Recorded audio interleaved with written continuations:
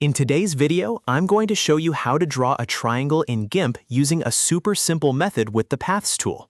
This is a great technique whether you want to create basic shapes for a design, build custom graphics, or just learn one of the most useful tools in Gimp for beginners. And if you find this tutorial helpful, please hit the like button and subscribe for more easy software tips and step-by-step guides. Alright, let's jump right in. First, open Gimp and make sure you have a blank image or the project you want to work on. To create your triangle, press B on your keyboard to select the Paths tool. You can also find it in the toolbox if you prefer clicking instead of using shortcuts.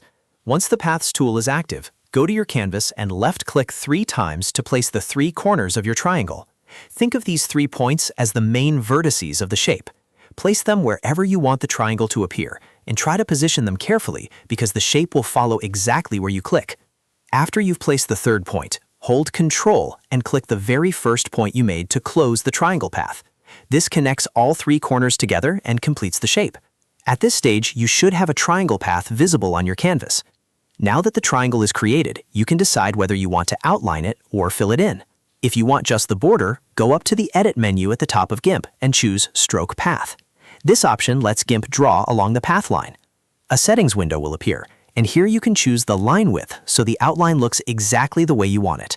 You can make it thin for a clean minimalist look or thicker if you want the triangle to stand out more. Once your settings are ready, click Stroke to apply the outline. If you would rather make the triangle solid, go back to the Edit menu and choose Fill Path instead. This will fill the inside of the triangle using your current foreground color.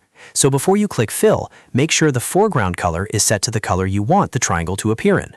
This is really useful if you want to create a solid graphic shape for posters, icons, thumbnails, or any kind of design work. After you click Fill, Gimp will color the inside of the triangle instantly. And once that is done, press Enter to hide the path lines so your triangle looks clean and finished on the canvas. This removes the visible editing path and leaves you with the final shape. And that's it! You now know how to draw a triangle in Gimp using the Paths tool, whether you want it outlined or filled. It's a simple but powerful method that gives you a lot of control over the final shape. If this video helped you out, don't forget to like, subscribe, and turn on notifications so you never miss the next tutorial. Thanks for watching, and I'll see you in the next one.